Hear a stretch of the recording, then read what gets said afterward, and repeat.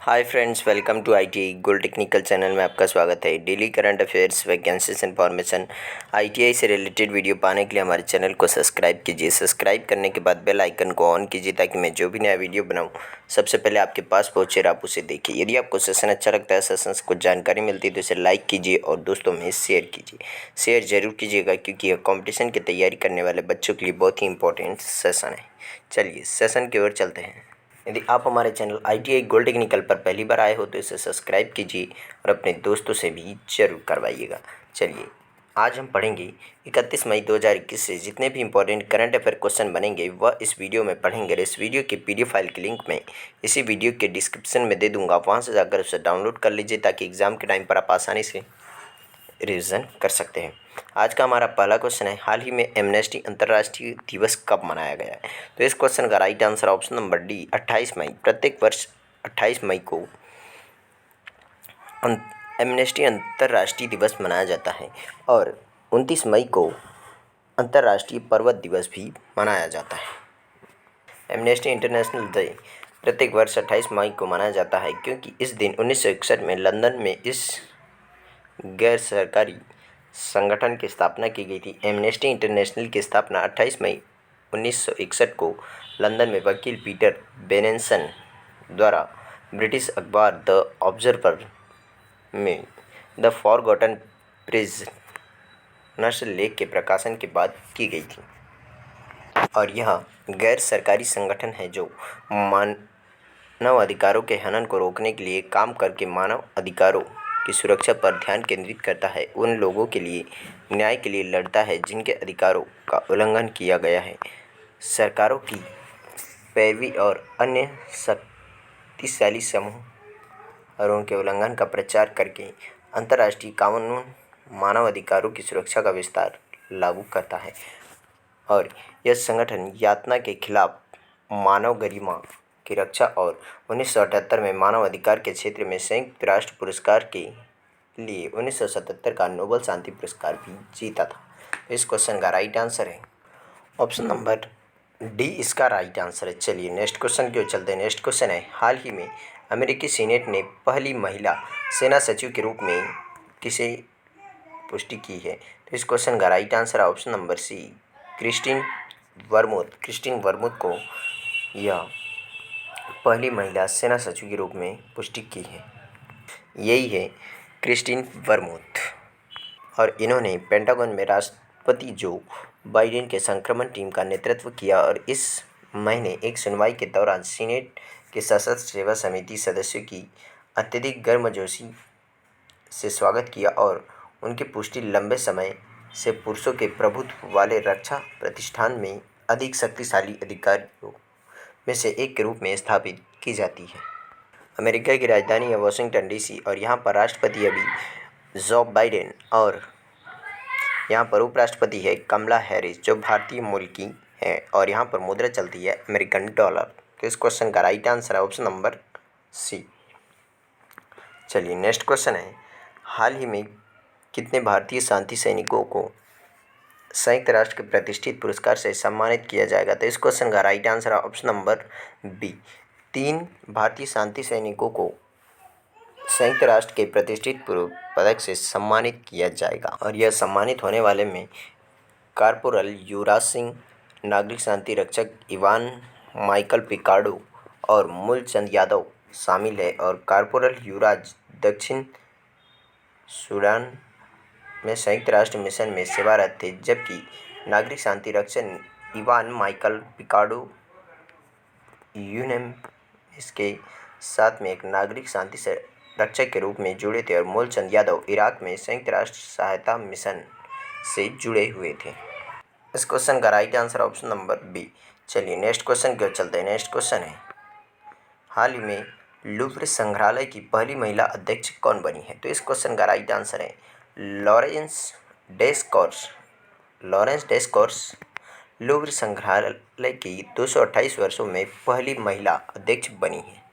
यही है 54 वर्षीय लॉरेंस डेस्कॉर्स जो लूव्र संग्रहालय के अध्यक्ष बनी है। इतिहासकार लॉरेंस डेस्कॉर्स 228 वर्षों में पेरिस, फ्रांस में दुनिया के सबसे बड़े संग्रहालय लूव्र संग्रहालय की पहली महिला अध्यक्ष बनी। उन्हें फ्रांस के राष्ट्रपति इमैनुअल मैक्रॉन द्वारा मूसी डू लूव्र की पहली महिला अध्यक्ष के रूप में नियुक्त किया गया था। अब बात कर लेते हैं फ्रांस की। तो फ्रांस की मुद्रा है यूरो। फ्रांस के प्रधानमंत्री है जीन कास्टेक्स और यहाँ पर राष्ट्रपति है इमैनुअल मैक्रॉन और यहाँ की राजधानी है पेरिस, जिसे विश्व की जन्नत भी कहा जाता है। इस क्वेश्चन का right answer option number B. चलिए नेक्स्ट क्वेश्चन की ओर चलते हैं। नेक्स्ट क्वेश्चन है, हाल ही में वाणिज्य सचिव किसे नियुक्त किया गया है? तो इस क्वेश्चन का राइट आंसर है BVR सुब्रमण्यम। BVR सुब्रमण्यम को वाणिज्य सचिव नियुक्त किया है। यही है BVR सुब्रमण्यम, जिनको अभी वाणिज्य सचिव नियुक्त किया जाएगा। कैबिनेट नियुक्ति समिति ACC ने BVR सुब्रमण्यम को मुख्य सचिव जम्मू और कश्मीर वाणिज्य विभाग में विशेष कर्तव्य पर एक अधिकारी के रूप में नियुक्ति को मंजूरी दी गई है और केंद्रीय कार्मिक, लोक शिकायत और पेंशन मंत्रालय द्वारा एक आदेश जारी किया गया। और श्री सुब्रमण्यम छत्तीसगढ़ कैडर के 1987 बैच के IAS अधिकारी है और उन्हें जून 2018 में जम्मू कश्मीर के प्रतिनियुक्ति पर भेजा गया था। उन्होंने मुख्य सचिव के रूप में कार्य किया और जब 2019 में राज्य को 2 केंद्र शासित प्रदेशों में विभाजित किया गया था, तब वह एक व्यापक रूप से अनुभवी नौकरशाह हैं, जिन्होंने मनमोहन सिंह के प्रधानमंत्री कार्यकाल में संयुक्त सचिव के रूप में कार्य किया है। तो इस क्वेश्चन का right answer option number C. चलिए नेक्स्ट क्वेश्चन की ओर चलते हैं। नेक्स्ट क्वेश्चन है, हाल ही में किसका कार्यकाल 1 वर्ष के लिए बढ़ाया गया है? तो इस क्वेश्चन का राइट आंसर हो जाएगा ऑप्शन नंबर सी, ए और बी दोनों, यानी कि सामंत गोयल और अरविंद कुमार जी दोनों का कार्यकाल 1 वर्ष के लिए बढ़ाया गया है। यही है सामंत गोयल और अरविंद कुमार, जिनका कार्यकाल अभी एक वर्ष के लिए बढ़ा दिया गया है दोनों का। Raw research and analysis wing के प्रमुख सामंत कुमार गोयल जी का और इंटेलिजेंस ब्यूरो IB के प्रमुख अरविंद कुमार, उनकी सेवाओं में 1 साल का विस्तार किया गया है। पंजाब कैडर के 1984 बैच के IPS अधिकारी गोयल और 30 जून को समाप्त होने वाले मौजूदा कार्यकाल की 1 वर्ष की अवधि के लिए रिसर्च एंड एनालिसिस रॉ सचिव के पद पर बने रहेंगे। और इसी तरह से असम और मेघालय कैडर के IPS अधिकारी अरविंद कुमार 30 जून के बाद 1 साल की अवधि के लिए इंटेलिजेंस ब्यूरो के प्रमुख बने रहेंगे। इस क्वेश्चन का राइट आंसर है ऑप्शन नंबर सी। चलिए नेक्स्ट क्वेश्चन की ओर चलते हैं। नेक्स्ट क्वेश्चन है, हाल ही में किस देश की महिला ने एवरेस्ट की सबसे तेज चढ़ाई का रिकॉर्ड तोड़ा है? तो इस क्वेश्चन का right answer option number C, Hong Kong. Hong Kong की महिला ने अभी सबसे तेज माउंट एवरेस्ट की, जो दुनिया का सबसे ऊंचा पर्वत है नेपाल में, उसकी चढ़ाई का सबसे कम समय का रिकॉर्ड तोड़ दिया है। यही है तसांग इनहन, जिन्होंने यह रिकॉर्ड ब्रेक किया है अभी। हांगकांग स्थित पर्वतारोही तसांग इनहन ने महज 26 घंटे में से भी कम समय में एक महिला द्वारा दुनिया की सबसे तेज एवरेस्ट चढ़ाई का रिकॉर्ड बनाया है। 44 वर्षीय तसांग ने 23 मई को 25 घंटे 50 मिनट के रिकॉर्ड समय में 8,848.86 मीटर यानी कि 2931 फीट माउंट एवरेस्ट की फतह किया है और हिमालय की चोटी पर चढ़ने का यह उनका तीसरा प्रयास था। और 2017 में तसांग पर्वत शिखर की चोटी पर पहुंचने वाली पहली हांगकांग महिला बनी थी।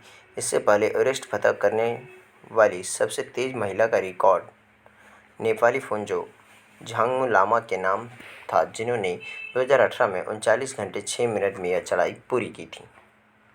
इस क्वेश्चन का right answer option number C. चलिए नेक्स्ट क्वेश्चन की ओर चलते हैं। नेक्स्ट क्वेश्चन है, हाल ही में टाटा डिजिटल ने बिग बास्केट में कितने प्रतिशत की हिस्सेदारी खरीदी है? तो इस क्वेश्चन का right answer option number B, 64% हिस्सेदारी खरीद ली है टाटा डिजिटल ने बिग बास्केट की। यह है टाटा डिजिटल और यह है बिग बास्केट, भारत का सबसे बड़ा ऑनलाइन सुपरमार्केट। इसकी अभी 64% हिस्सेदारी खरीदी है टाटा डिजिटल। इस क्वेश्चन का राइट आंसर है ऑप्शन नंबर बी। चलिए नेक्स्ट क्वेश्चन की ओर चलते हैं। नेक्स्ट क्वेश्चन है, हाल ही में किसका नाम बदलकर Indian broadcasting and digital foundation रखा जाएगा? तो इस क्वेश्चन का right answer option number B, IBF। IBF का नाम बदलकर Indian broadcasting and digital foundation रखा जाएगा। ब्रॉडकास्टर्स के शीर्ष निकाय इंडियन ब्रॉडकास्टिंग फाउंडेशन का नाम बदलकर Indian broadcasting and digital foundation यानी कि IBF से IBDF किया जा रहा है, क्योंकि यह सभी डिजिटल OTT खिलाड़ियों को एक छत के नीचे लाने के लिए, डिजिटल प्लेटफॉर्म को कवर करने के लिए अपने दायरे का विस्तार करता है। और IBDF डिजिटल मीडिया से संबंधित सभी मामलों को संभालने के लिए एक नई पुनः स्वामित्व वाली सहायक कंपनी बनाने की प्रक्रिया हो रही है। 25 फरवरी 2021 को भारत सरकार द्वारा अधिसूचित सूचना प्रौद्योगिकी मध्यवर्ती दिशा निर्देशों और डिजिटल मीडिया आचार संहिता नियम 2021 के अनुसार IBDF एक स्वनियामक निकाय भी बनाया जाएगा। तो इस क्वेश्चन का राइट आंसर है ऑप्शन नंबर बी। चलिए नेक्स्ट क्वेश्चन की ओर चलते हैं। नेक्स्ट क्वेश्चन है, हाल ही में पंजाब सिंह का निधन हुआ, वह कौन थे? वह एक कर्नल थे जिनका भी हाल ही में निधन हो गया है, और यह 1971 की लड़ाई के नायक कर्नल थे। यही थे नायक कर्नल पंजाब सिंह, जिनका भी हाल ही में निधन हुआ है।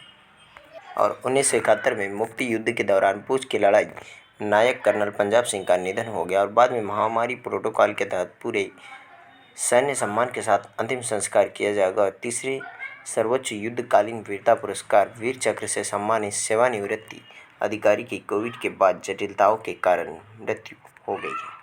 और इनका जन्म हुआ था 1942 में, और कर्नल को 6वीं बटालियन सिख रेजिमेंट में 16 दिसंबर 1967 को कमीशन दिया गया था। उन्होंने 12 अक्टूबर 1986 से 29 जुलाई 1990 तक प्रतिष्ठित बटालियन की कमान संभाली थी। तो इस क्वेश्चन का राइट आंसर है ऑप्शन नंबर ए, इसका राइट आंसर है। चलिए आज का सेशन यही समाप्त होता है। यदि आप हमारे चैनल ITI इक्वल टेक्निकल पर पहली बार आए हो तो इसे सब्सक्राइब कीजिए। सब्सक्राइब करने के बाद बेल आइकन को ऑन कीजिए, ताकि मैं जो भी नया वीडियो बनाऊं सबसे पहले आपके पास पहुंचे और आप उसे देखिए। यदि आपको सेशन अच्छा लगता है, सेशन से कुछ जानकारी मिलती है, तो इसे लाइक कीजिए और दोस्तों में शेयर कीजिए। Thank you so much watching for my video. मिलते हैं नेक्स्ट सेशन में।